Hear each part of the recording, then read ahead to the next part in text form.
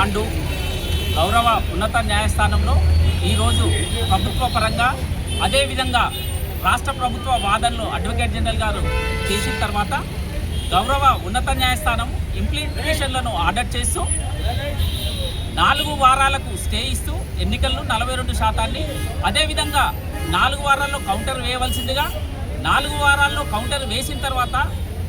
పిటిషనర్స్కు 2 వారాల్లో reply వేయవలసిందిగా court implead పిటిషనర్లను స్వీకరిస్తూ order ఇయ్యనైనది. దాన్ని ఇంప్లీడ్ పిటిషనర్స్గా లోకనబోయిన రమణ ముదిరాజ్, దిజ్జన రమేష్ ముదిరాజ్,